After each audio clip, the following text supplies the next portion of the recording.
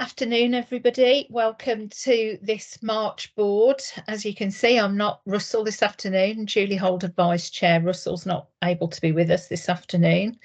This is a meeting in public, not a public meeting, and there will be an opportunity later for questions. And I do believe we do have some questions already. I would just say that the board has also had a workshop this morning today. Consider a very inspiring staff story, which was great to hear. Also hearing about the ICS strategy from Daniel Oom, and we had a discussion and a workshop around the issues of racism, which was something that will come back to public board at some point in the future. With that, I would ask, are we quorate? Which I think we are. Any new declarations of interest? Nope. Thank you very much. And the minutes of the public board meeting held on the 6th of December seems a long time ago, but there have been the group board meeting in the meantime. Are the minutes of the 6th of December an accurate record of our discussions from that day? Okay, happy to approve those. And then in terms of the actions from the 6th of December, there's still work ongoing regarding productivity. This month's IPR has been amended again, which is including 62-day cancer. Establishments have been clarified in the 23-24 planning arrangements, and that will be brought back to board. There's been some good discussion around place, and we will see that the estates report's been updated. Work ongoing still around the quality account and birthright demographics, now part of the maternity assurance report. So I think that deals with the actions list, if everybody's happy with that. Okay, thank you. Minutes of the meeting held on the 1st of February. Unfortunately, I wasn't there on the 1st. Is everybody happy that these reflect a true record? Yes. And then on the actions, could I just ask for an update about, there's an action there about service data being included. Hack, could you give us just an update on that? Sorry, didn't quite pick that one up. Okay, perhaps we can have a look and make sure it's updated for the next meeting, if that's okay. It hadn't got an update. That's fine. We'll pick it up next time. Thank you. So with that, it's over to you, Glenn, for your Chief Exec's meeting report. Well, there are a couple of things before me. Yeah. Oh no, I'm right. No, I'm ready. Okay. Okay, so sorry, Glenn. Yeah, it's all right. Quite a lot in my report this time, so apologies for the length of the report. And one of the things that we're actually doing later in our confidential board meeting is looking at the objectives for the coming year and the strategy refresh that we've done as a trust and a group, and we'll bring those into our public meeting next month. But they're all quite exciting, and so we'll talk about those a little bit more in a meeting to come. The report this time, I talked quite a bit about some of the planning arrangements that have been put in place across the NHS, particularly the planning guidance, which was issued just before Christmas, as it often is, setting out the main objectives that we need to deliver as an NHS and some of the assumptions that we make going into the coming year. And linked to that, there's been a change to the financial framework, something that I've been encouraging the national team to look at, which is to reintroduce, probably for a short period of time, not necessarily forever, a payment by results mechanism to ensure that the NHS does as much elective work as it possibly can, that there is a financial incentive for doing more elective work. So a return to payment by results just for elective activity, and ideally over the next couple of years, when we then get the waiting times back down to something more manageable, probably that will then come back to us through capitation-based funding rather than activity-based funding. So the situation we're in for the coming year is that as much activity as we can do as an organisation, we will be paid for. And indeed, that will not be a burden on our local integrated care system. So that's something that we will be seeking to do our very best on as part of this year's activity plan. I then refer to the delivery plan for recovering urgent and emergency care services.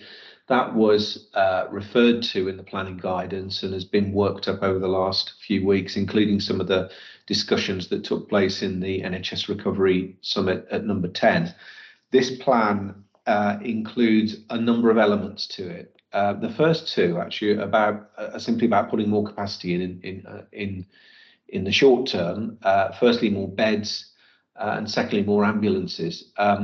I mean, ideally for me, we shouldn't be needing to put more ambulances in. We should be ensuring that the ambulances we have are not waiting at the front door of hospitals, but that's still something that we do experience across the NHS. We'll talk about our own performance on that later, which is good. So it's a bit frustrating that we're needing to put more physical ambulances in, but hopefully the more important element of that plan is what will lead to us not needing to do that in the longer run. So the more important element of the plan is about implementing very best practice, whether that's about things that we can do outside of hospital to avoid admission or speed up discharge, but then secondly, to achieve the very best flow within hospitals. Now, we've done an awful lot of that locally, so ambulatory emergency care, frailty assessment, and discharge to assess pathway. So I think good to see that this plan accommodates all of that best practice. And for us, there'll be a continuous need to make sure that we've got sufficient capacity in all of those elements. And potentially in the future to grow a little bit more capacity, particularly in out of hospital, and through the use of technology to support admission avoidance and discharge. So this part of my report describes all the elements of that plan. I won't go into all of them. And then timely for us was also an update from the Directorate of Urgent and Emergency Care, looking at the activity that they've been doing, looking at the increased support for patients with mental health problems, noting the increase in attendances, and this will be a feature as we look at our performance report in a moment, and that's been a challenge. We've seen the highest level of demand that the NHS has ever had during the December period, and that continued into January. There's been some reprieve over recent weeks, with certainly a reduction in respiratory illness in the community, which we really welcome. And then some innovations like the expansion around the children's assessment unit, some increases in staffing in radiology, all of which are helping to contribute to an improved level of performance. And then also the managing from our great team section, the international nurse recruitment, which is something we looked at a business case for last year. And it's great to see that 30 of the 72 recruits that we're targeting are actually joined us now, and more to come, and that we're suitably supporting their induction not only into the organisation but also into the local community. Happy to take any questions on any of that, Chair. Thanks very much, Glenn. Questions, observations? Dimon. Thank you, Julie. Thanks, Glenn. Really comprehensive update. Do you think that we have the capacity and the will across the ICS to deliver this great long set of asks of the system? So firstly, talk about our local situation, and my simple answer would be yes. I think we do have certainly the will. Capacity from a workforce perspective has been one of the constraints that we've talked about a number of times here, and when we look at our strategy later in our private session, but in public next time, we'll talk about some of the things that we need to do in order to make sure that we can improve our scenario from a recruitment perspective. We do need to develop new roles, but there's great opportunities to do that. So I think the way that the NHS can bring itself out of some of those capacity constraints is to ensure that all of our staff reach their absolute maximum potential. and that will include the development of new roles, not always with doctors doing things, with great nurses and other professions supporting them. So I think we can get there. We're up against it though, because the demand, as I described, is already overwhelming lots of parts of the NHS. We do a very good job on that locally, and because of our capacity, there is an opportunity for us to maybe help some of the systems around us, and we've been helping Leicester, particularly with elective waiting times recently. So I'm confident of our local situation. I think elsewhere there are demands elsewhere in the system. So we've seen ambulance intelligent conveyancing coming to us because they're not able to turn around quickly in other sites, whether that's Leicester, whether that's Birmingham, whether that's Coventry. And so to an extent, that will always be something that could impact on our own capacity. But I think the work that we've done, the work that Catherine did, particularly as Chief Medical Officer, working with local GPs and other system partners, I think we're really well placed to respond to this new agenda. And as I say, we're already doing a lot of the best practice, but I think our approach to this needs to be not complacent and think we've got all the solutions in place. So actually think that we'll always need to be increasing the size of some bits, reducing the size of others, and coming up with new ideas. So no, I'm confident we're in a better place than most other systems, but the workforce one is the one we'll need to watch. Thank you, Glenn. Thanks very much. Rosie. Thanks, Glenn. I think you said 30 out of 70 international nurses have joined George Eliot already. That's amazing. Just thinking about the development session we had this morning, do you think George Eliot is ready to support and look after their new staff? Do you think the culture's ready? Is there anything more that needs doing? And what's the plan for monitoring how they're getting on? Yeah, as we went through the business case last year, this isn't just about planning to bring 72 nurses into the organisation. It's about the whole support process and mechanism around them, helping them to achieve the level of qualification that they need in order to operate locally. So there's a whole package of measures to support this staff, and we've got some really good experience of this already. And indeed, at previous workshops, we've had teams of doctors and nurses talking to us about their experiences of coming to George Eliot from another part of the world and feeling supported. So I think all of that stands in good stead. But the extent of the numbers of nurses that we do need to recruit means that does potentially put a little bit of pressure on our existing nurses to mentor and support. So we've always got to be careful that we don't overburden our existing workforce with some of those other responsibilities. Culturally, we have a great culture in the organisation, but when we meet next time, we'll probably be looking at the annual staff survey, and that always gives opportunities for us to make further improvements. So we'll be drilling down into that survey, looking at where we need to provide a bit more support to some teams. The conversation we had this morning just reminded us all of the need to ensure that we tackle incivility, that we tackle racism, whether that's amongst our workforce or amongst the population that they are serving, because all of that helps us to be the kind of employer that people want to come to and stay with. So those cultural elements are going to be things that we need to continue to focus on. Can I ask a follow-up? Sorry. Is George Eliot going down the route of international AHP recruitment at all?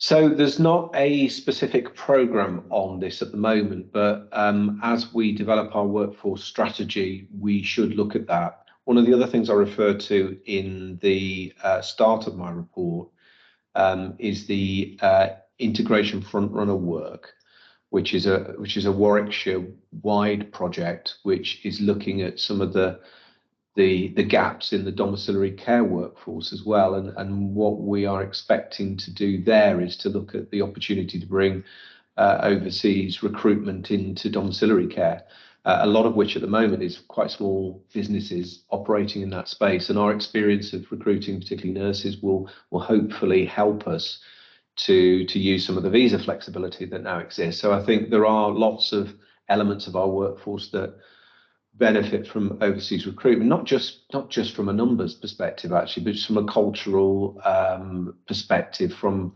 having that diversity in our workforce of experience, and that's that certainly helped to make us stronger. So I think AHPs definitely would be something that we would seek to, and there's some particularly challenged areas. Pharmacy would be one of the ones that springs to mind, radiographers. So we'll continue to look at those areas. Thanks very much, Rosie and Glenn. Can I just ask one question, Glenn, which is around, given operational planning, linking the 23-24 planning to your comments about the need to switch resources to the prevention end of the way that we work. Are there any plans to top slice around that agenda? That's the big challenge with prevention, is the fact that we're overwhelmed with today's activity, and we do need to start to switch more expenditure and more of our time into prevention. So when we look at our strategic direction update next month, one of the big moves that we've identified in there is to make prevention heart of every service. And one discipline I would like to introduce is, whenever we're looking at a business case to expand any part of the system, that we actually think about a prevention intervention that we could add alongside that. So we are spending a bit of money alongside that investment to make sure that that demand pattern can be addressed and reduced into the future. So I think that's a mindset that we need to get into as we set our budgets, as we look at business cases, that we start to slice more of our cake to prevention, not just what we do, but also our partners at place, and to try and influence the behaviour of the community as well. Thanks very much. No more questions, but a really full update. So thanks very much, Glenn. And we're now going to move on to the estate's Q3 report. We've got Robin and Kirsty, I think, with us. Are you introducing Robin, or are we straight to Kirsty? Yeah, I'll hand over to Kirsty to talk through the detail. Obviously, we'll take the paper as read. Thanks, Julie. Kirsty? Good morning, everybody. Just to draw your attention to some of the major parts of the report. Just in terms of capital works, the exciting Capital Community Diagnostic Centre, the phase 2, has commenced on site. We've now got a full brief of the services that are going in there, so the design now is able to proceed at pace. And they're starting to build the foundations and build above the phase 1 there. In terms of planning, we did consult with the local planning authority. They suggested that we go straight for full planning application, forget about pre-applications, just to get on with it. They haven't raised any concerns to date, but it wouldn't stop us getting on with what we're doing in terms of, like I say, foundation and the design. Maternity Theatre 2, the works have commenced there as well, with the enabling part of the project just completed. This will give us a fully compliant second theatre in maternity, which is something we didn't really have before. And the Theatre 2 is just a backup to our main theatre.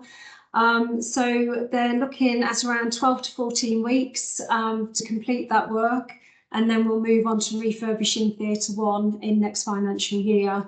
So that's kind of the final part of the jigsaw with the maternity, and particularly Labour Suite and Skiboo. This was the last bit of the jigsaw that needed to be complete. Ward refurbishments, although we haven't been able to get into some areas that we would have liked to because of operational pressures, we've still got them on the radar to do next year, but we've moved on to do other bits that we can get access to. One of those being a space for paediatric outpatients, which they've been absolutely desperate for to absorb their activity. The maternity building infrastructure works, this is mainly the domestic hot and cold water, replacement pipework and electrical installation is all, in terms of the water, is all complete. We did the final chlorination on Saturday, and we've now started the final phase of sampling, which will go through our IPAC report for reporting. Another exciting development is the urgent and emergency care mental health funding. So we're fortunate to get £168,000 worth of capital to enhance urgent and emergency care facilities for patients attending for mental health assessment, and that includes dementia patients as well. So it's mainly new furniture, entertainment while they're in there, which is robust, because sometimes obviously people come in a frame of mind that they do tend to break things. And also for dementia patients, we're putting some sky inside. They're like TVs almost in the ceilings, which will really enhance the area.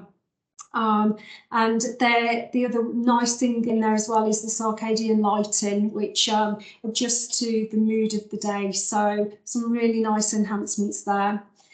Ventilation upgrades in outpatient C, they're ongoing. We're literally doing a room at a time, so it's taking a while so that we don't disrupt the activity going through outpatient C. The wellbeing hub has started as well, just enhancing Coombe House. And pathology upgrade finally is at the last leg of their refurb. It's been ongoing now for 3 years, this refurbishment, so it'll be good to see that completed. Another exciting one that is underway now is day procedures unit and installing 2 ultra clean canopies in theatres A and B. Works commenced last week and they're already installing the canopies, so that's really positive. That will just give us a little bit of greater flexibility for our elective services. The new hospital programme, we put an expression of interest in some time ago to enhance the maternity building. We haven't heard anything, but neither has anybody. But we have had confirmation a couple of weeks ago, just to say that the announcement was delayed because of ministerial changes over the summer, but they still haven't given us a date for when the announcement will be made. So we'll keep looking out for that as and when. The estate's operational group has been formed, which is chaired by Robin, and we've met 3 times now. It's a really useful group with all the general managers, finance and strategy all included within that meeting. And we've been picking up things like the estate strategy, which we're currently developing with a company called Arcus. We're looking to get the first tranche of that to TMB for approval at the end of April. So a lot of work to be done, and we've got an engagement session with the general managers on the 16th of this month to start pulling their aspirations together for inclusion in the estate strategy. A lot of work on space utilisation has been ongoing, in particular about record storage, agile working and ward storage, which has been a key issue for us. 4th floor maternity, which the area that was previously occupied by Anchor Radio, we've just started to strip that out so we can look at the fabric of the building to determine what we can do. The ambulance station refurbishment costs have been obtained for that, and they're currently with Innovate. We're just waiting for them to say which contractor they'd like to go with and when it's approved. And we've also found a home for the AMHAT team, which it's been testament to this new group. Really had a problem and they helped me solve it, so it's been really good. We've also got a new process for requesting new accommodation and any changes to accommodation, because just to improve the governance around that. And then finally, the maternity cafe has been closed for quite a long time. We've engaged with the League of Friends and we're going to do a little refurbishment of the area. There was a bit of a leak during COVID, which, because it wasn't open, wasn't an issue, but we're now going to refurbish them for them. We've been engaging with the maternity staff as well, so we can look at, get their feedback on the look and the feel of the cafe and try and tie it into some of their programmes that they're doing.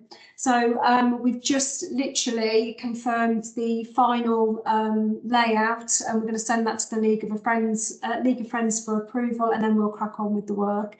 And I think that will really enhance the area, not just for patients but for staff as well. Does anyone have any questions? Thanks, Kirsty. Glenn. Yeah, thanks, Kirsty. Lots going on. We're trying to meet the ever increasing demands of our clinical services and changes to requirements like ventilation. All of it that potentially is adding to our carbon footprint. Could you just tell us how the estate strategy, whether the estate strategy is bringing that issue into our thinking also? So part of the estate strategy will pick up our decarbonisation strategy, which we're currently working on. So it's very well developed. I've just had the first draft of it, very minor changes, and we're looking to get that to TMB very soon, I think by the end of this month, and then onto the board by April. So yeah, anything that we do now, and there's some new guidance that's just come out actually from NHS Estates, is around the almost like a checklist of what you've got to check in terms of the sustainability of any plant that you put in there, any new developments. So it will be quite onerous, I'm sure, but it's a need to be done. And any plant that we do upgrade needs to fit in with that sustainability agenda. We've got to make the most of what we've got and make it more energy efficient.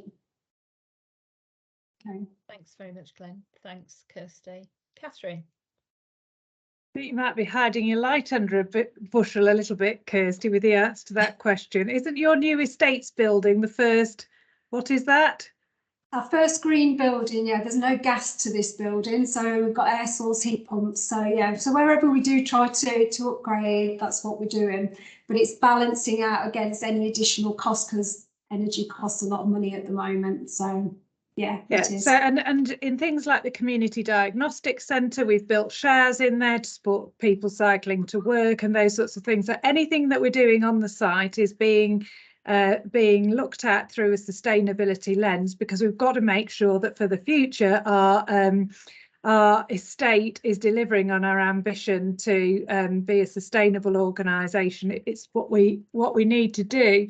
I just want to make the link explicitly to the safety elements in the estates work, as you can see from Kirsty and the team, and a huge thank you to you for all of the work that's going on. It's exciting, but it's also really important for safety. The maternity theatre refurbishment, making an additional theatre, bringing those elderly theatres up to the modern day, the work around the children's outpatient area, the experience for patients with mental health waiting for a long time in the emergency department. These are taking things off our risk register that have been there for a long time. So I wanted to make that link explicitly to board.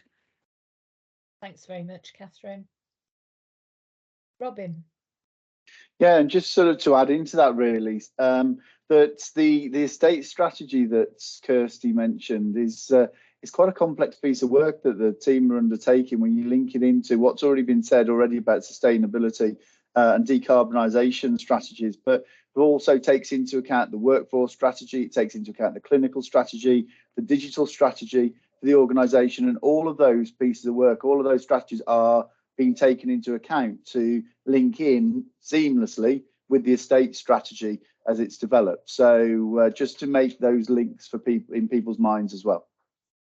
Thanks, Robin. That's really useful to note. Can I ask just one last question before we move on? There's a lot of work going on. Those links and the importance of the work as far as estates is very clear. Some of the things that are in the report are not yet fully scoped. There's a lot ongoing. So my question was, how might those things that aren't ongoing be impacted by 22-23 budget pressures?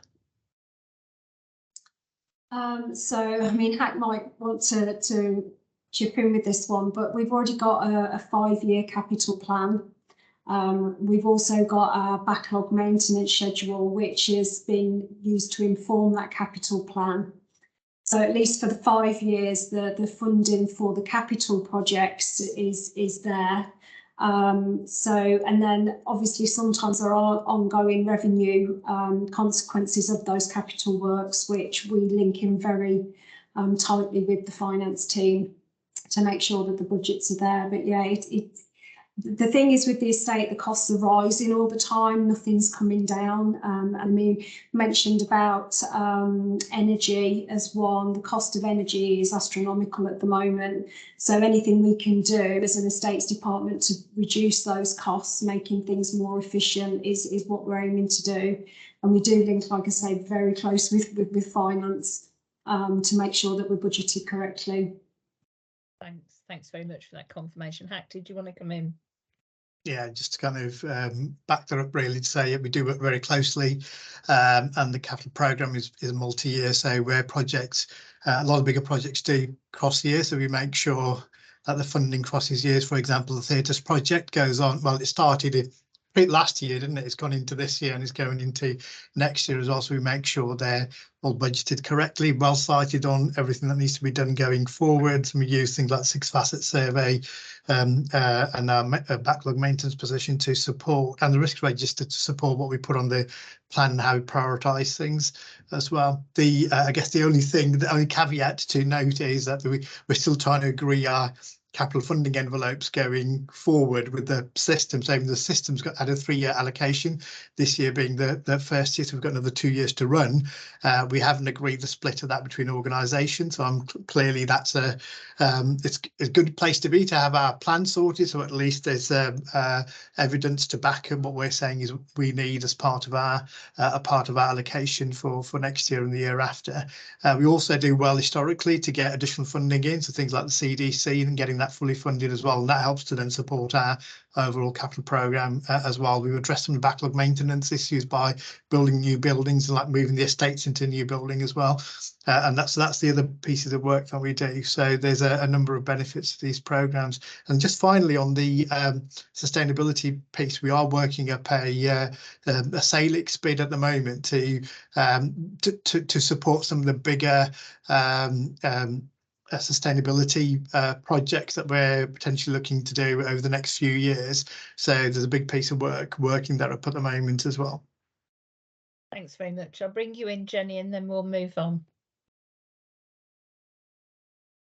Yeah, sorry. So, well, Hack's probably mentioned it really, so I was just going to pick up on the Salix bid, but just to say that that is progressing, and we are intending to bring some of that back into a conversation with board members to outline the position on that, but also just to draw attention to the fact that we have the green plan with our focus areas, and within that there's a specific focus on models of care, which also is about sort of the integration of sustainable models of delivery. So that's also covered as part of that, and we already do have commitments within the clinical strategy around sustainability, but we are commencing our planning for our re-engagement on the refresh of the clinical strategy, which will also have a even stronger focus on sustainability within that, as we reach out to have a broader clinical strategy beyond the acute delivery endorsed by PLACE, to have a fully fledged PLACE strategy around our clinical strategy.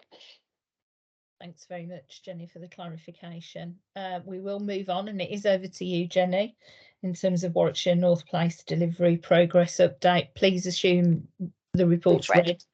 Yeah. Yeah, absolutely. So, so firstly, this is quite a comprehensive report. I know it's a little lengthy. However, one of the pleasures that I have is attempting to try and condense all the fabulous work that is going on in Warwickshire North Place, which is a challenge in itself and of itself, but what a fabulous challenge to have.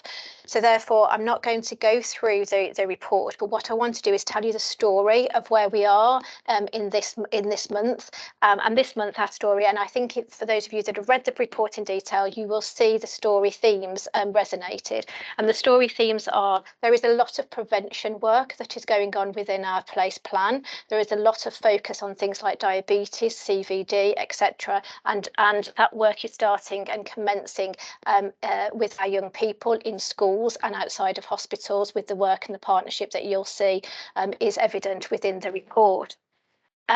You'll also see that there is a focus, and our story this month has really been about focusing on access and supporting people that in terms of health inequalities to access services, and you'll see that through some of the expansion and some of the pathway developments that are evident within the report.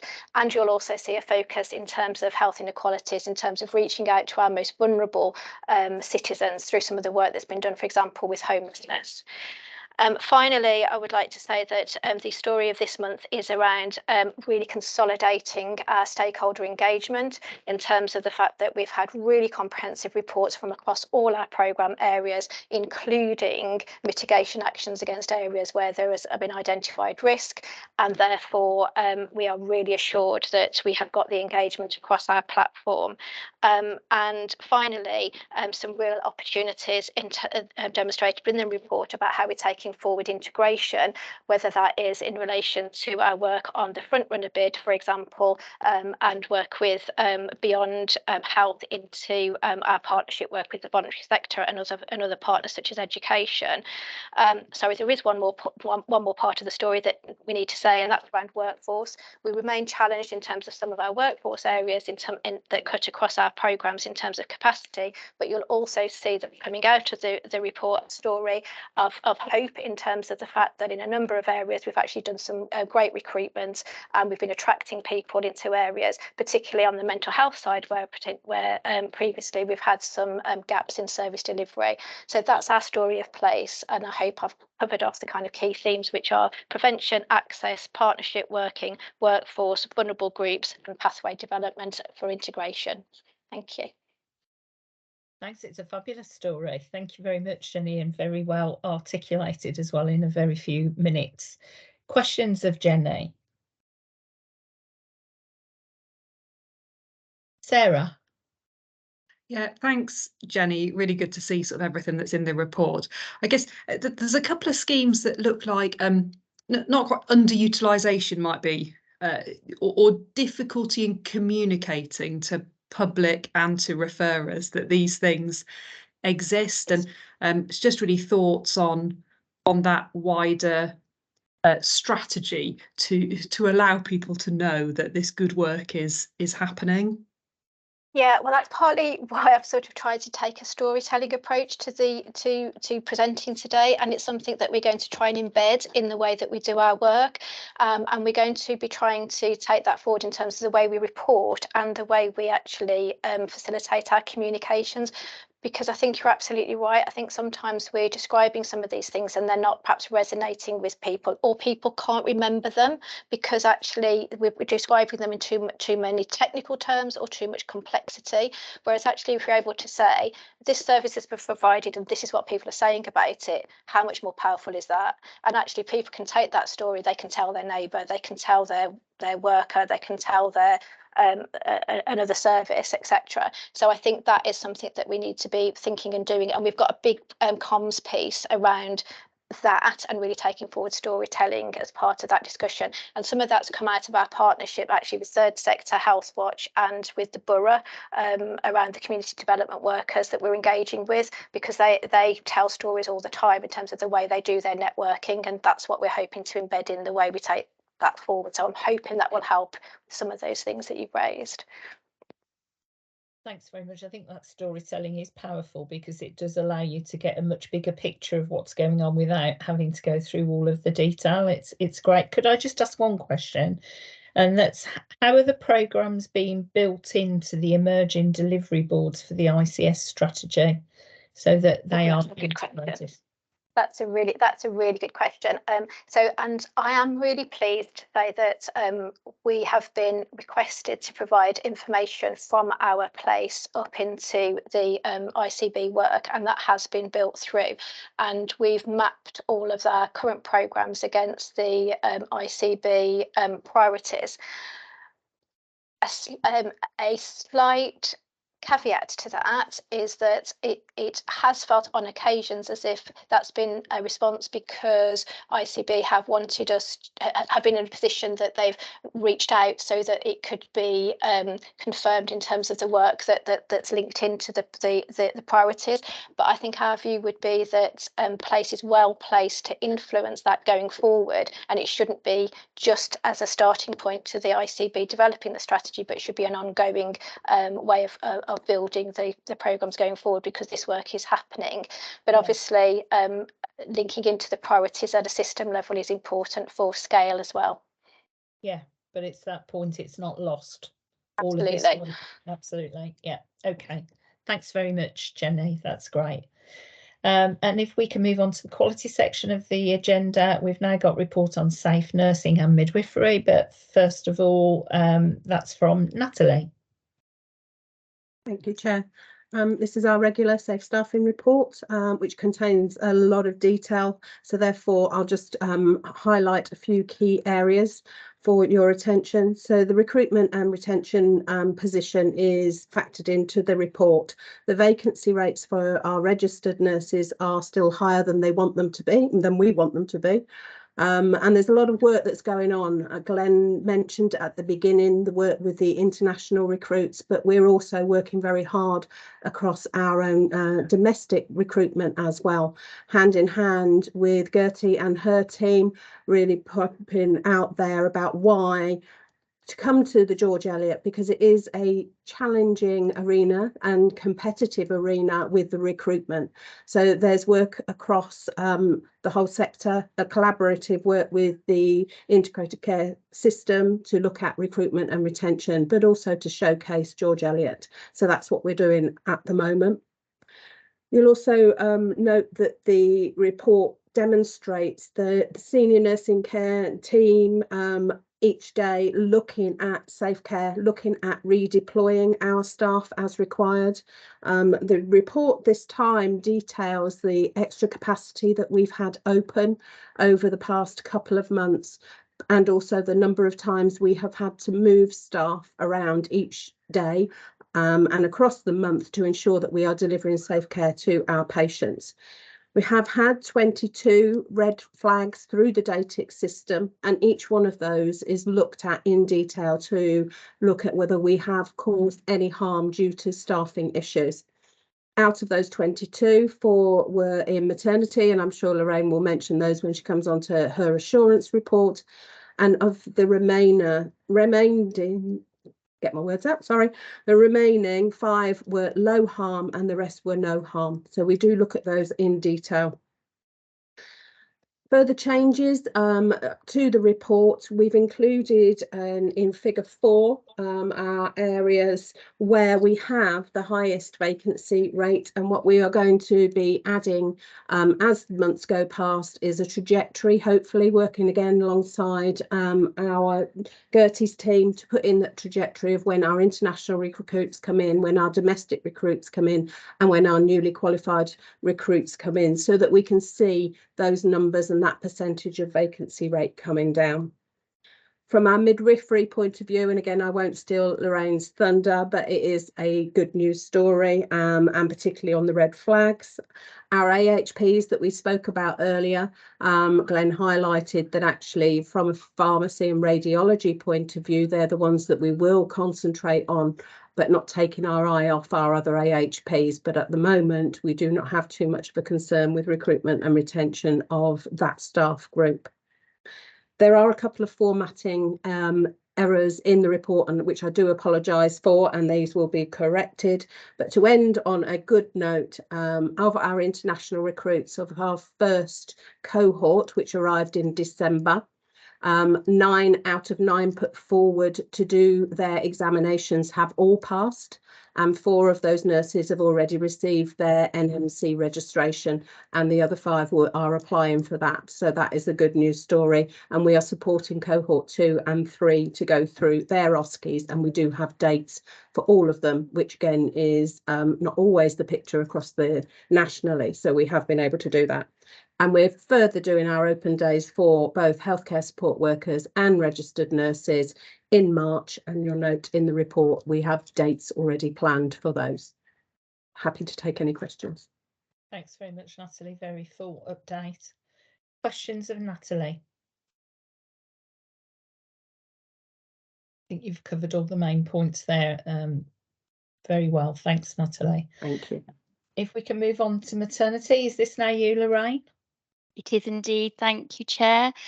So I will also take the report as read, noting that there's a lot of content in there, and the main areas I'd just like to draw your attention to. So we have as discussed at the last board meeting, submitted our CNST compliance. We declared 6 out of 10 compliance and awaiting feedback from NHS Solution, and that has been shared with board members as well, the declaration form.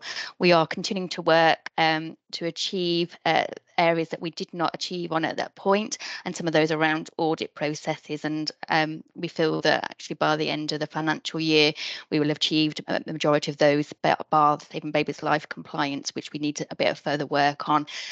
We know we don't rest back on our laurels, because we know that Year 5 will be released in due course. There is also a single delivery plan being released at the end of March by the national team, which will bring the recommendations from East Kent and Ockenden into one template. We haven't cited that what that's going to consist of, but obviously that will be another piece of ongoing work. We continue to work with Ockenden compliance, and we are doing really well with that, and had a recent insight visit from the LMNS, who are really pleased with the progress we've made, and we only have 16 outstanding actions on Amber, and that's again due to be submitted at the end of April, and we feel again the Saving Babies Life element will be the only ones that we're not compliant with. We have again submitted our Saving Babies Life compliance for Q3, just waiting feedback on those, but we have reassurance in the meeting that we will probably be compliant in now 2 out of those elements and progressed, but just waiting confirmation, because obviously this is January's data. If I go to our risk register, so we've got 20 risks on the register, and all those are up to date. And our main risks are around our theatre refurbishment, but we've already had a detailed discussion around the refurbishment in theatres for our theatres. We've also got a business case going through around our MAU, which is our maternity assessment unit, and our triage, to split those out and make that an area that's more compliant, but those also sit on our risk register. Really sadly, in January, we had a maternal death. It was a young lady that collapsed at home. She had her antenatal care with George Eliot, but sadly passed away following a perimortem section at UHCW. So we are supporting UHCW with the investigation. Baby has survived but is unwell, but remains in a stable condition. Otherwise, the family are being supported, and we are supporting HSHIB now with the investigation, which the family are given consent to. We also had one neonatal death in maternity services, but this was a 19-week gestation, so did not meet the embrace criteria. But again, we always give support to all our families that have any bereavement. Good news is that our stillbirth rate, we had no stillbirths in January, and our stillbirth rate has reduced to 2.26 per 1,000 births, which is way below the national average of 4.2 per 1,000 births. Our midwife to birth ratio also was really pleasing to see. That was 1 to 27, and all our women received one-to-one care in labour, and we did achieve our prompt training at 90% in January, and that's an ongoing training program, so that we're making sure that we're compliant. Our recruitment is really good in maternity, so our trajectory is that we'll have 3 whole-time equivalents, and we'll have our ongoing vacancy, should I say 3 whole-time equivalent vacancy, and we have ongoing recruitment, and it's really pleasing that staff midwives do want to come and work here. So a bit of a mixed feedback there, but happy to take any questions. Thanks, Lorraine. Questions of Lorraine? Natalie. It isn't a question, Chair. It's really just a comment to say a well done to the team. They've worked incredibly hard to improve on that CNST and saving babies' lives. And that, as Lorraine said, we don't rest on our laurels. There is more work to do, but just I think it's an acknowledgement of how far they've come in the last 2 or 3 months, and that I would just like to say is down to the leadership within the maternity services and taking that forward in supporting them. So thank you to Lorraine and her team. Thank you. The rest of the board would endorse that from Natalie. Sarah, then Simon.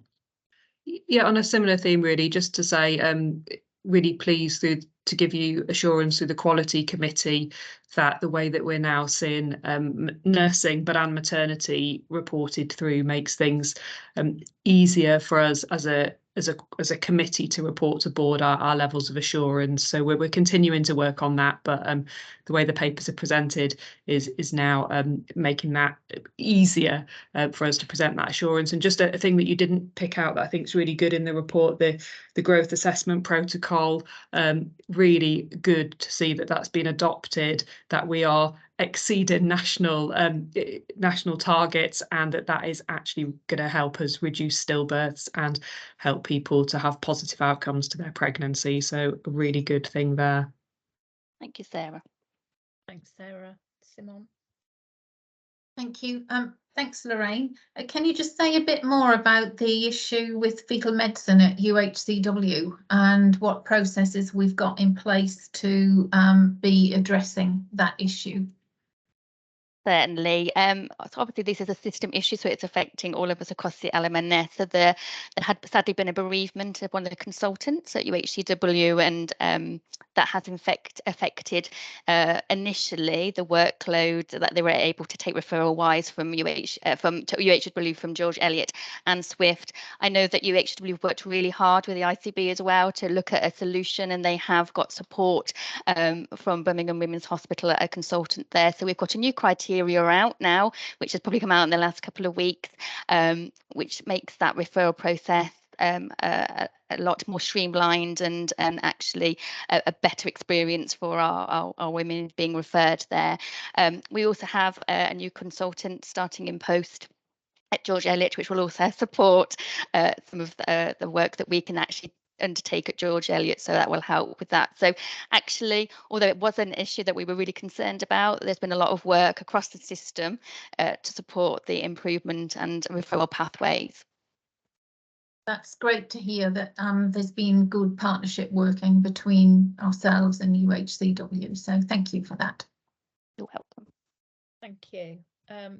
Just a question from me, Lorraine. So there's much to celebrate and acknowledge in everything that you've presented there. Just picking up two things that you have covered, but one about the neonatal death, and note that it didn't meet the reporting criteria. We are supporting the family, but are we taking learning from that death, that very sad death, and also the maternal death that is being reviewed through UHCW? Will that be reported back to this board as well? Yes, so I'll pick up your first point. So all our babies that sadly we started to lose at any gestation go through a child death process. So we look at that, what's called our perinatal mortality review. So they get reported to, although they don't get reported to Embrace, they will still go through, use that template to review all cases through the CDOP process, and take any learning from that and share that back with the teams and support, as I say, support the family. So we do look at any gestation where we've had a neonatal death, and the maternal death. Yes, we are supporting UHCW. That has obviously, we've raised that as a STICE for this organisation, and that we'll take that through the quality board and into board. So when we have any more information that we're able to share, we will do so through that process. Thanks very much. Thanks very much for your presentation today as well. Thank you. Thank you. Okay, and we're now moving on to a couple of reports from NAJ. So firstly, mortality and learning from deaths. Thank you, Chair. I'll take the report as read and just highlight a few key points from the report. Just start off with the mortality data. Regarding SHME, we remain within the expected range, current figure 1.10, and we're not outliers in any diagnostic group. For HSMR, we are 124, which is an outlier, and there's a list in the paper of the diagnostic groups in particular. So these conditions have been shared with the directorates and coding teams for them to review and try to unpick whether it's a clinical issue, coding, or both, and then report back to the mortality and deteriorating patient group if there are issues as to how, what actions they're putting into place, so we can monitor through that group, and then we further oversight through Quality Assurance Committee. You'll note from the report that there's still this discrepancy in palliative care coding, and there's been a lot of work already and continuing work between the coding team and the end-of-life care team.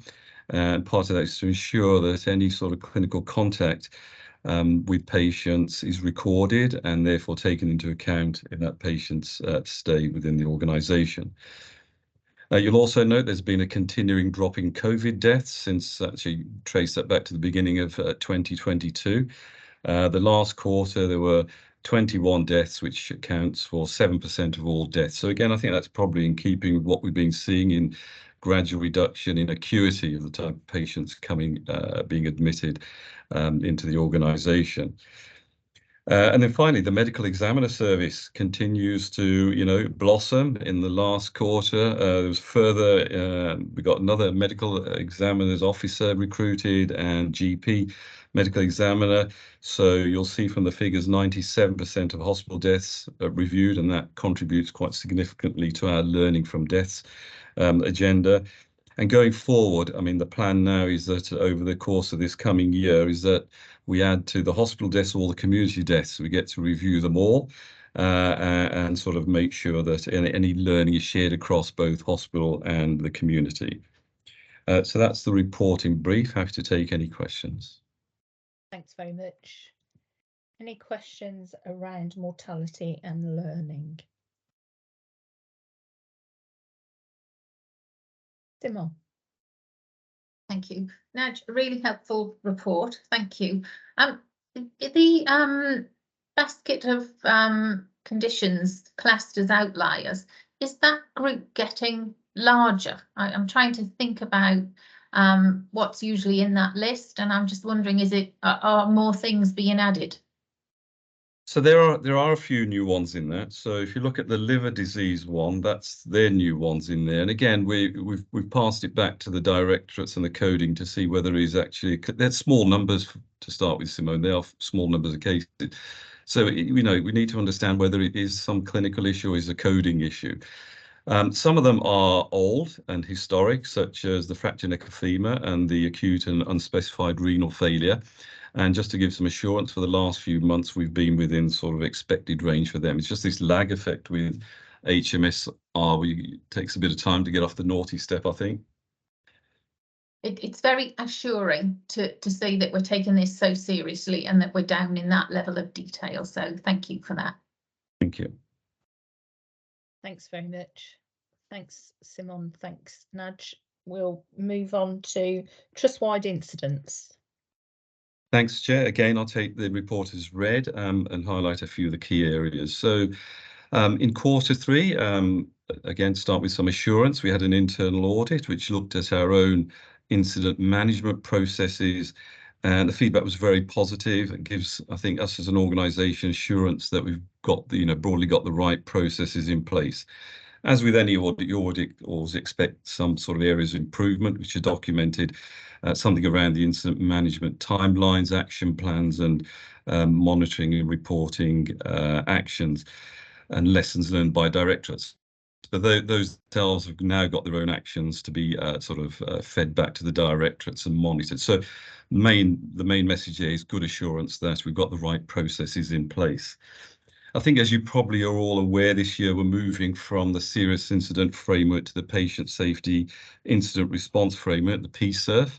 And there's 7 phases that we need to go through. In quarter three, we moved into the second phase, which is the diagnostic and discovery.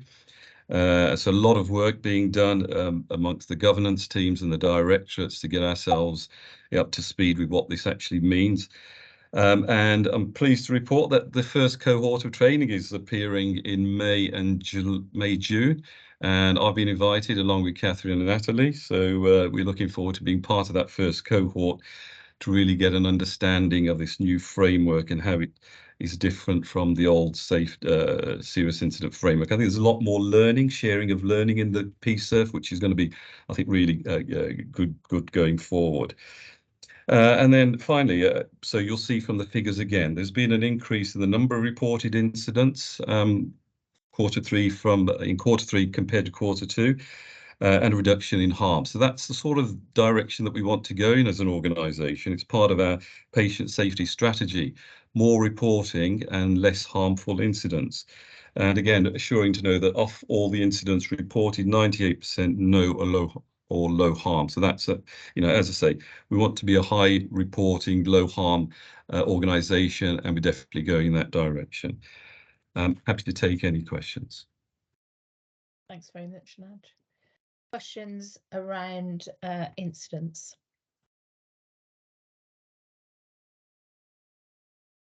No, thank you very much. Thank for you. the reports and the assurance that gives, but all for your presentation of the salient points. Okay, we're moving into the performance element of the agenda, and I'd just like, before handing over to you, Catherine, is just to acknowledge I didn't get the opportunity because I wasn't at the 1st of February board, but to acknowledge the fact that David Altringham has moved on to pastures new, and we wish him all the very best in his new endeavours. And I'd like to say thank you personally for his support to me, but also contributed to the trust and the group during his time with us. And with that, to hand over to Catherine in her interim role, delighted to be able to say this, and to ask you to present the report. Thank you very much, Julie. Well, David has definitely gone because we've changed the clock in his office now. It was always 5 minutes ahead of time, but that's freaking us all out. So it's now back on standard GMT time. So let me take you through the report for January's data in terms of the performance data. You'll remember that David told us last month about the challenging time that we had in December as an organisation. Very high levels of activity through the emergency department. You'll recall that Strep A was one of the particular challenges, seeing a high number of admissions in children. And you'll recall that he told us that at Christmas time, when we generally see patients discharged from hospital, going home to spend time with their family, we actually entered the Christmas period with very high number of patients in our beds. And that's the context in which we started the month of January. So the Trust has 305 funded beds in the organisation. And throughout the whole of last year, we had an additional 20 beds open, which we call our surge beds that we've tried hard to close. But that's just to put it in context that we're always running, or have been running throughout the majority of last year, with more beds open than we had funded. But as we went into January, we had more patients than we could accommodate even with those beds, and opened a further 33 beds through a combination of putting extra beds on wards. We moved our same-day emergency care from one location to another, thanks to the very flexible physiotherapy team who relocated for us. So it was quite a challenging time for our staff in terms of making a number of different moves. And for a number of our patients, that was a poor patient experience, being put in an environment that perhaps wasn't what we would want for them, but that's really the context in terms of the occupancy. So we were well over 100% in terms of our bed occupancy. That, coupled with high sickness of staff and that additional activity, and you've heard already in Natalie's paper around nurses, the fact that we moved nurses 350 times during the month of January in order to make our areas safe. That just shows the sort of pressure that the emergency side was under. And I would like to pay testament to our staff who went out of their way to deliver exceptional care under really difficult times and made the care of the patients their first concern. Understandably, that had a knock-on on our emergency care performance metrics, and you will see that we dropped down further for our target in January to 72%, which is around the national average for that month. We also saw 16 12-hour trolley waits in the month, 10 in December, and you'll notice that that's something we just have not been experiencing in George Eliot throughout the rest of the year, and it's really a marker of good care to move patients quickly through the emergency department. Long stays in an emergency department are bad for patients, so really difficult, challenging times in the emergency department. And also a knock-on to ambulance delays, and we saw 11.3% of ambulances held over the hour in that month. We have heard from Glenn that actually comparatively, compared to other trusts in the West Midlands, we were doing relatively well. And we saw an increase in things like intelligence conveyancing of ambulances to George Eliot, which compounds some of these problems. But that's the challenging context in which the emergency metrics should be viewed in context. Looking at perhaps better news is on the elective performance metrics. And normally, under that kind of challenge, we would not be expecting to restart operating. We did have a temporary pause in our elective operating in January. But by the second week in January, our elective operating was back up and running. That's important because we know we have long numbers of patients waiting a long time for treatment. But actually, compared to other organisations, we are doing well in that respect, with no 104-week breaches, no over 78-week breaches, and in January, 72 patients waiting over 52 weeks for treatment. And the teams have done a lot of work to review validate the waiting list, so that we've got a good line of sight over the waiting list. And you'll see as well, in terms of the activity that was done, day case activity did really well, 120% of the 1920 activity, and elective was at 102%. So although we felt we weren't doing a lot, actually I think you can see that in the face of the challenging circumstances that staff and patients found themselves, it was really a testament to the teams to get that up and running. Of course, looking at the workforce, you'll see that in our workforce metrics, sickness remains higher than we would like, perhaps not surprising given some of those challenges and the seasonal problems of all the viral illnesses and things that were around at the time. We have seen higher levels of COVID that will have an impact on both our activity and on our staff that care for them. Despite that, statutory and mandatory training rates remain above our expected figure. Appraisals, we've got more to do in that area, although that is mainly in the technical and domestic teams, quite good appraisal levels in our directorate teams. And then looking at quality, so quality generally has held up pretty well given those circumstances. You'll see that there are low numbers of falls, there are no avoidable pressure ulcers, but it is important to point out in terms of the quality metrics that we did see a higher number of C. difficile cases during this period. And I know that Natalie and the team are doing some work around understanding the learning from that so that we can start to make sure that we don't see further cases of C. difficile that are avoidable. So, and then all of that said, that then takes us to what impact that has had on our finances. So you'll see that opening a lot of beds and needing to staff the beds when you don't have the staff there to look after them in the first place leads to a spike in your temporary agency costs and our bank rates. We did make the decision in January to actually temporarily increase our bank rate in order to attract staff to look after patients in that super surge capacity. And that was done as a number of other trusts around us were also making that temporary increase. But that's had an impact on our finances. So as we end the year, we are working very hard on the things we've been working hard on before in terms of staff availability, making sure that we are recruiting and retaining staff. You've already heard some of the green shoots that Natalie's describing in the work on nursing recruitment, the international nurse recruitment, which will start to bear fruit, I think, later on from March, April onwards in terms of that. That will have an impact on our temporary medical spend. And in terms of the productivity, you can see the work that's going on around theatre productivity. And again, we expect things like that to have an impact later on at the end of this financial year.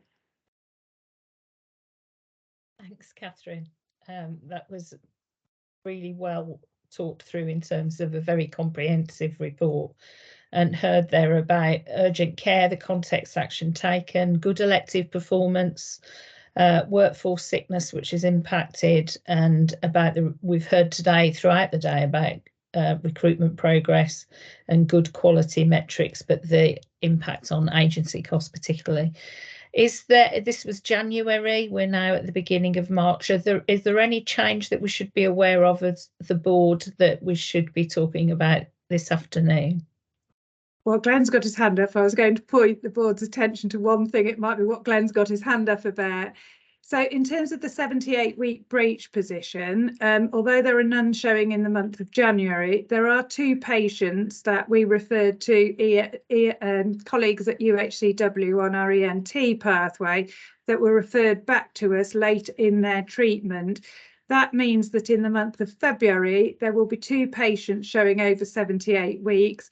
And in March, those patients have been treated, so they will not appear on the March data.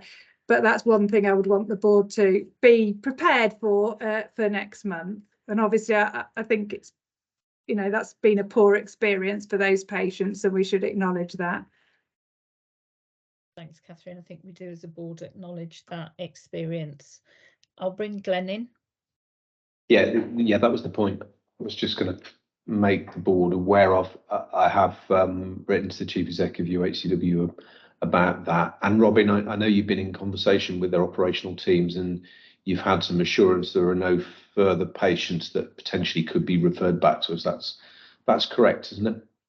That's right. Yes, all the patients that are in that pathway now that were part of that service with UHCW have all been accepted by UHCW and are on their PTL, working their way through to treatment. And we continue now with our service as aligned with Swift. It's working well. Thanks very much. Just to confirm again, those 2 patients are being treated. They will be treated, or they have been treated. They've both got dates to be treated in March. Okay, thanks very much. Thank you.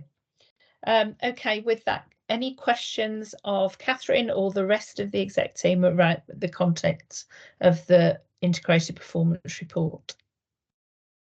Sarah. Please stop me, Chair, if this is too much detail or just a detailed question, but it was just on the urgent referrals for breast symptoms, which does look particularly low. I think we might have picked this up before, but it was just to sort of to tease apart, does that include the pathway which is urgent but not suspected cancer and a sort of a breast 2-week wait together? It just does look quite low, and my sort of, I suppose my follow on from that would be, do we have any patient experience data on people's experience of going through our urgent breast referral pathway? Thanks. Thanks, Sarah. Going to if I pick up on that, Julie, if I may. So it does include both sets, Sarah, of data, and for the breast 2-week waits, obviously it's really susceptible to. We've seen significant increases in referrals in, and we're very tight on capacity within that service. And looking at just to give an indication of the fluctuations, the data in the pack is obviously showing 44% for December. In January, at the moment, the figures I've been looking at are 97%. So we've seen a significant improvement back in January. So again, I would expect to see that showing in next month's IPR report to the board. In terms of the work done with the patients, the women's and children's team, along with our quality teams, are heavily engaged in obviously following through patients who are on both the cancer waiting list and the RTT waiting lists. And I will check with the teams on the exact details of the conversations with those patients in that process. Okay, thanks very much. Okay, Sarah, with that. Yeah, thank you. I was just noticing that the numbers did look quite low, and for my own assurance, but for a meeting in public, it was just to acknowledge and to get your explanation, which is helpful. Thank you. Thanks, Sarah. Natalie. Just on the patient experience note, Sarah, it hasn't flagged to me, but that doesn't mean I haven't specifically looked. I can ask the team to pull out, if we can, the FFT data from breast outpatients, etc., to see if there is anything that's flagging there. Thanks, Thanks very much. Any other questions around the performance report? Okay, thank you. We move into the governance section of the agenda. First of all, summary of ratified policies. Catherine. A quick one. 3 policies were ratified in this period, although the full capacity protocol is it was a work of art. It took a lot of time to get that one right, which describes what we do in the situation when the hospital is full. So it was really worth spending the time getting that one correct, and that's been used quite a lot since it was ratified. So that's the news on the policies. Thanks, Catherine. Any questions of Catherine? So we receive those and note them, and note your comments as well, Catherine. So thank you.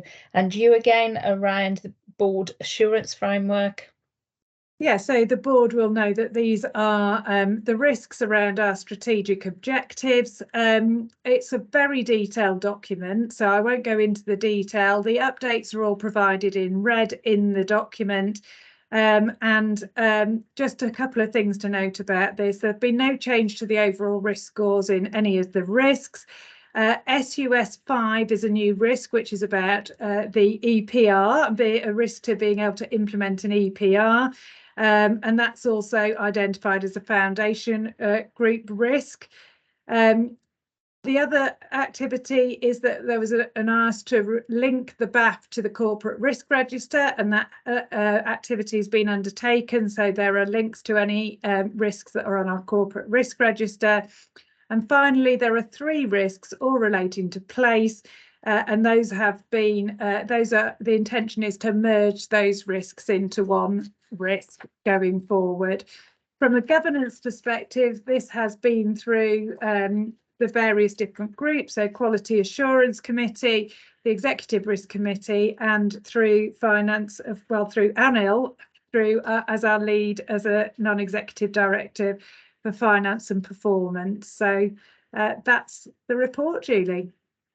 Thanks, Catherine. Any questions around the BAF? No. Again, a full report. Thank you very much. And have we got Sue with us? Because we're now moving into Freedom to Speak Up Guardian 6-monthly report. I'm here, Chair.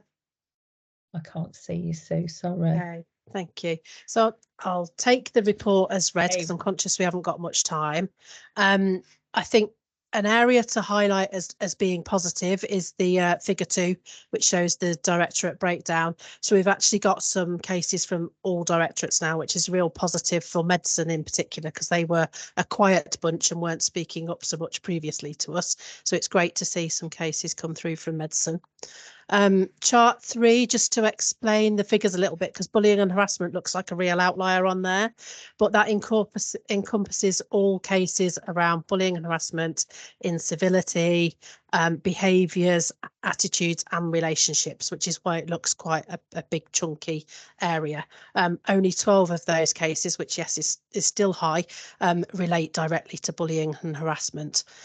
It's not an outlier. It hasn't risen sharply when you compare it to data from the past couple of years, and it's pretty average for ourselves at George Eliot to get that number of cases. The management and leadership issues are usually around processes and policies where staff are not necessarily feeling that management are using the correct policy or in the correct way, and that's another area where that looks like quite an outlier, because there was 14 cases related to that.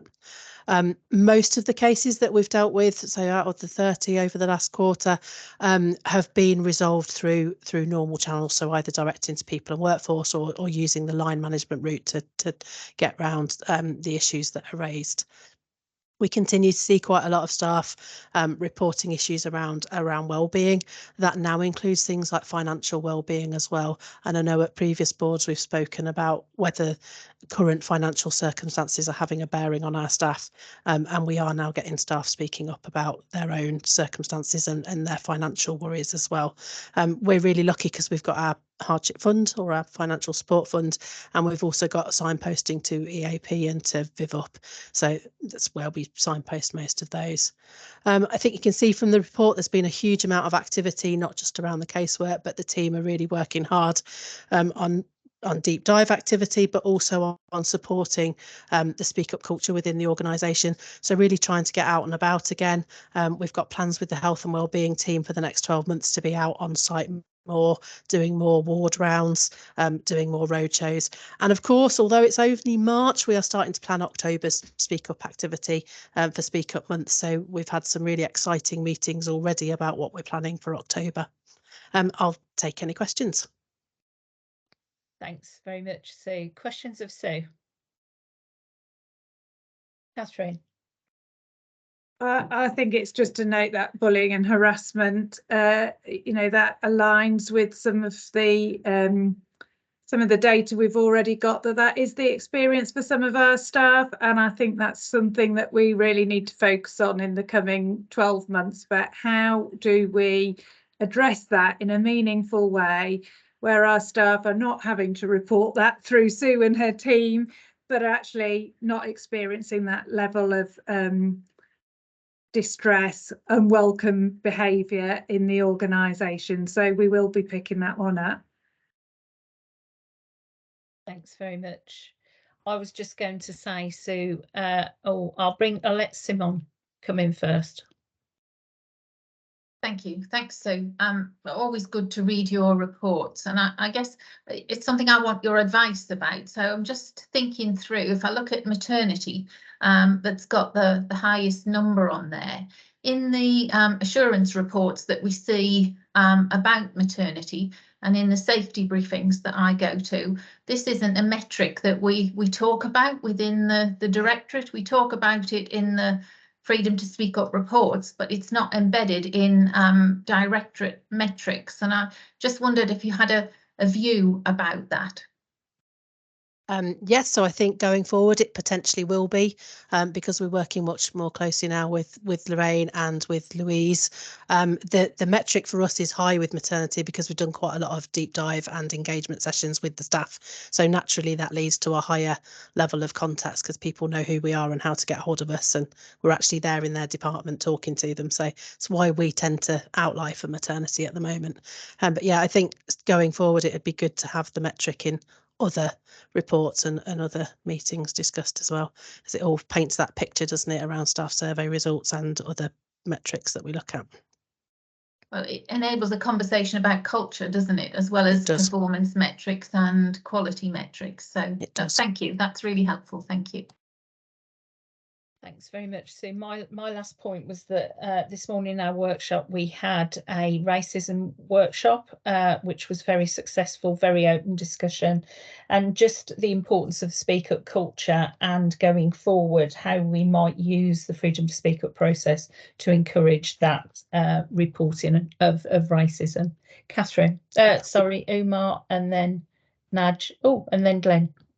Thank you, Julie, and thank you, Sue and Gertie, on work that you're doing on this.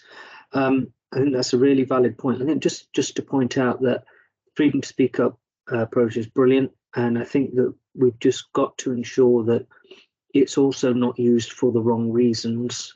Sometimes the Freedom to Speak Up approach can be used actually, which it shouldn't be done, but sometimes to actually, you know, kind of target certain people.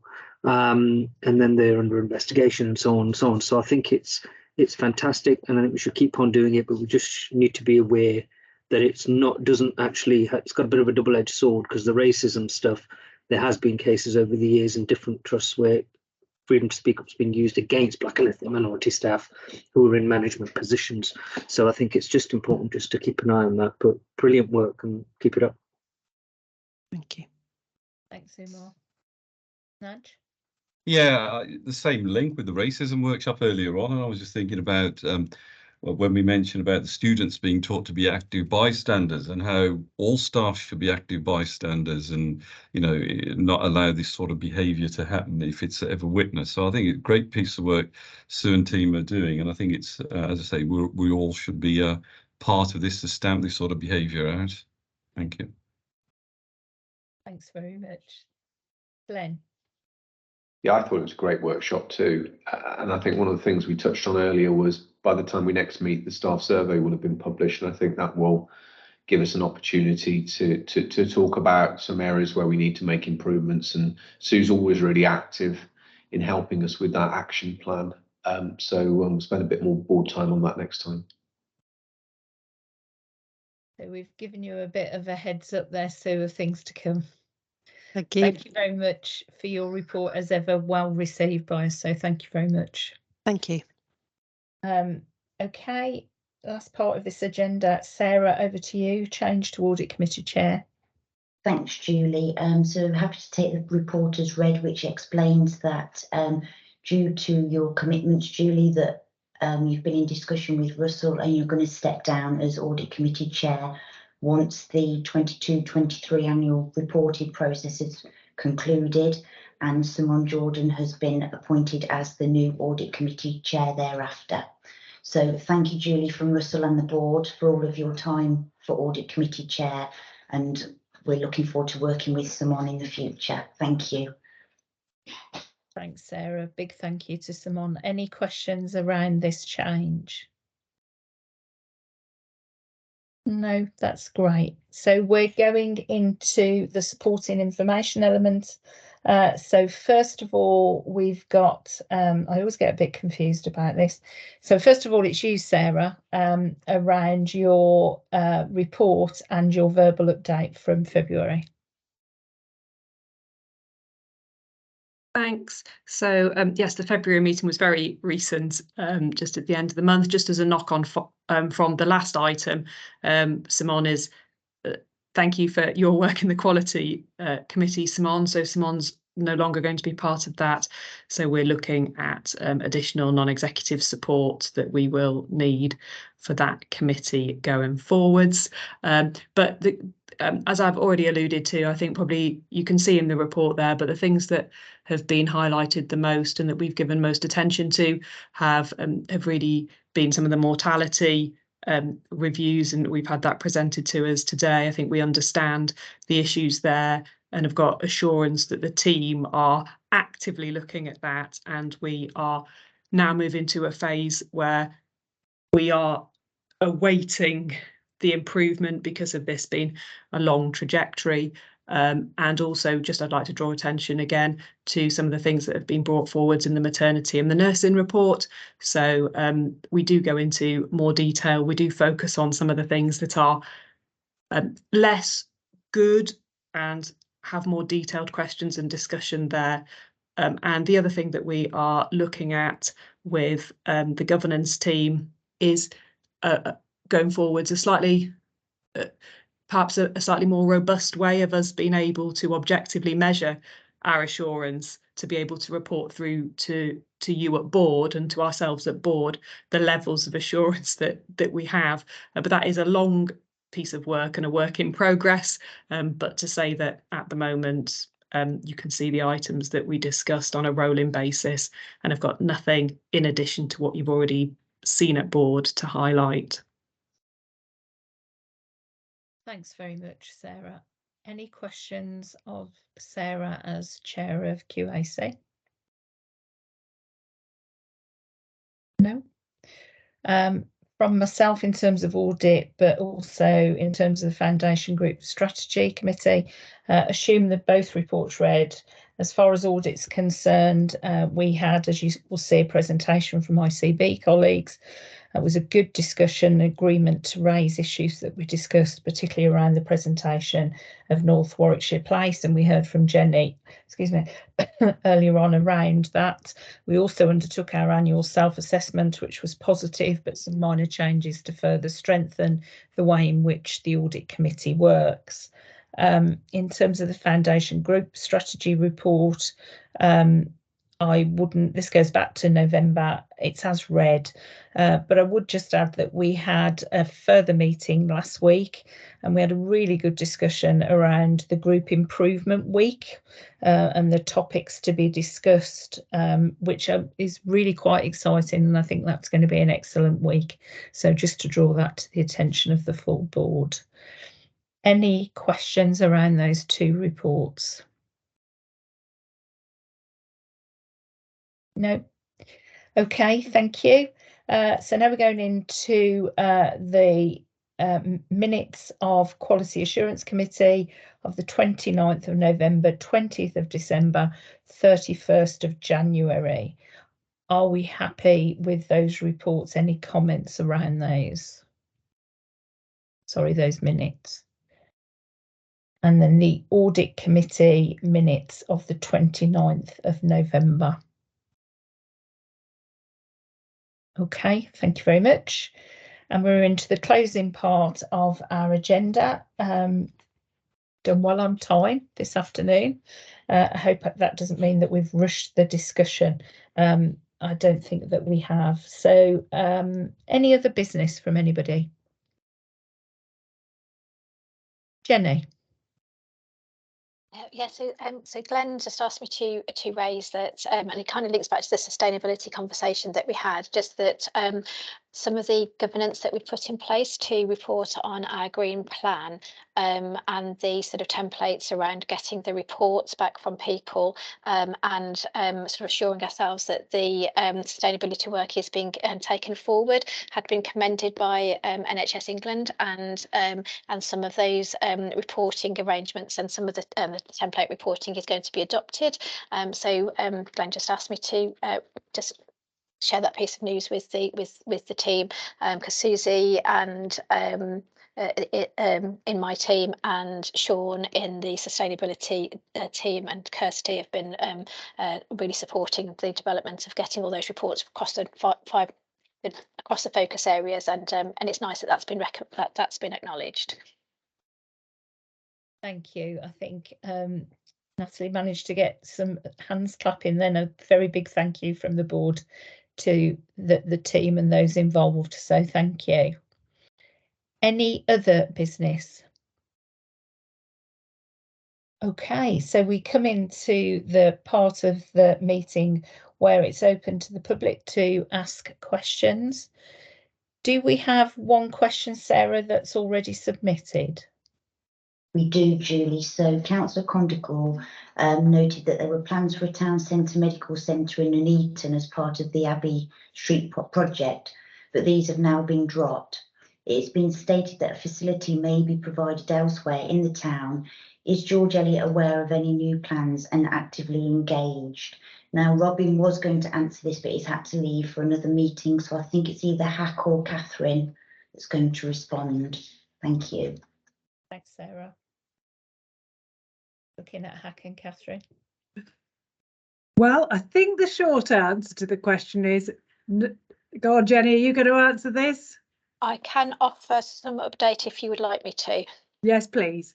Okay, so basically the position is that we're not aware of any specific plans that having been changed. We've reached out to ICB colleagues that would be managing any primary care facility developments, and they are looking into this matter to see what the situation is. But as far as we're aware and the ICB are aware, there has been no changes that we've been directly involved in, so we need to investigate it further, is the position.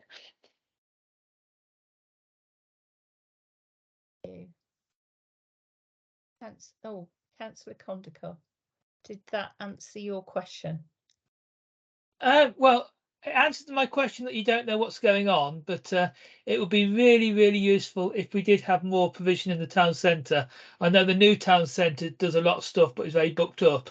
And the more we can have some provision for some of the blood tests and some of the community stuff to be in the town centre as well, the more space it gives your estate to do some of the more important stuff in terms of the hospital beds and more complicated tests. So it'd be really good to chase on that. And can I just, while I'm here, thank you for the maternity dashboard, because I think some of that information is very useful to see what is happening now, and it'd be useful to see it 1 year on to see how the changes go. Thank you. Thanks very much. Can I just, in terms of the follow-up question, Jenny, how is the provision that Councillor Condical talks about being picked up in the strategy and then in place working? Yeah, so there's two parts to that answer. So originally, I think Councillor Condacor was referring to the wellbeing hub that was a part of the proposals for the Transforming Nuneaton project, and that was something that George Eliot and Place were engaged with in terms of the formative sort of initial proposals, and that's the position that we are unclear on having been changed. So that's what we need to follow up. So we'll pick that up through our colleagues that we're linking with locally. And as I say, in terms of the specific question back around primary care provision, if it's particularly primary care contract provision, then that does and would sit with the ICB, because that contracting of primary care and primary care new facilities, etc., sits within their remit. So that's something that we would have to pick up directly with them. And that's the question that I've raised back, and colleagues are coming back to me to confirm the position on. That a bit clearer, Councillor Condacor? Thank you very much. Thank you. Are there any other questions from the public? Okay, well, thank you very much, everybody. It's been quite a long day so far. We got one more session to go into. I'll close this meeting. The next meeting is the 4th of April. Public meeting at 2 o'clock will be via Microsoft Teams. Very big thank you to everybody. And can we just take 5 minutes before we go, or yes, 5 minutes before we go into our next session. So see you in 5 minutes. Thank you.